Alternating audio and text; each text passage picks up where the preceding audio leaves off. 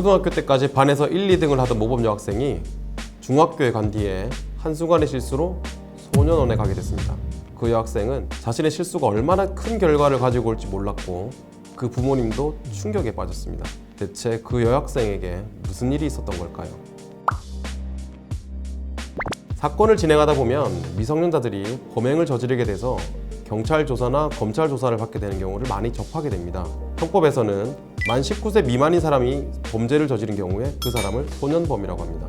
소년범들은 조사를 다 받고 재판을 받게 되어서야 비로소 자신의 얼마나 큰 문제를 일으켰는지 그리고 얼마나 무서운 처벌을 받게 되는지 깨닫고 그제서야 뉘우치는 경우가 많습니다.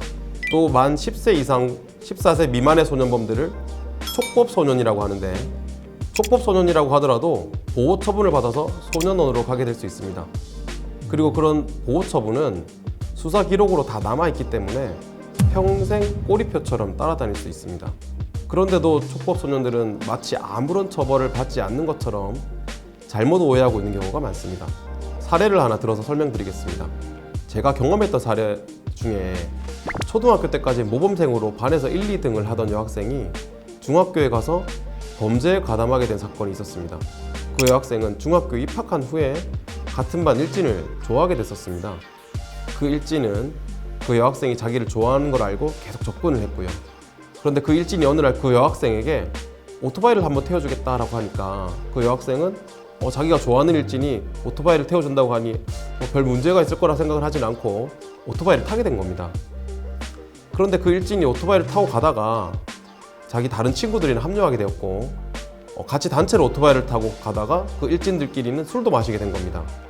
그리고 그 일진 무리들이 오토바이를 타고 다니다가 다른 동네 일진들과 시비가 붙게 되었고 결국 그 일진들끼리 다툼을 하다가 오토바이를 부수게 되고 도망을 가게 된 사건이 있었습니다. 문제는 그 일진들이 타고 다니는 오토바이들이 모두 훔친 오토바이였던 겁니다. 그 여학생은 술도 안 마셨고 싸움이나 오토바이를 부수는데 가담하지도 않았지만 계속 같이 다녔던 점 그리고 말리지 않았던 점 게다가 무면허에 훔친 오토바이를 같이 탔다는 잘못으로 재판을 받게 되었고 결국 소년부로 송치되게 됐습니다. 그 여학생은 딱 하루 잠깐 좋아하던 일진의 오토바이를 한 번 타본다는 생각뿐이었는데 그날 그렇게 많은 일들 때문에 그 여학생은 소년 보호 처분을 받아서 위탁 처분을 받았고 결국 몇 달 동안 소년원에서 생활했습니다.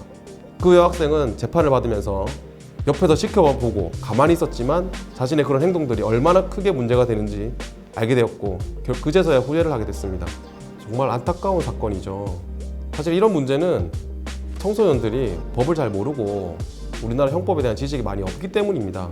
그래서 이런 문제를 방지하기 위해서 저는 앞으로 청소년들을 위해서 중요한 사례나 법률 지식을 쉽게 설명해 드릴 예정입니다. 앞으로도 많은 관심 부탁드립니다.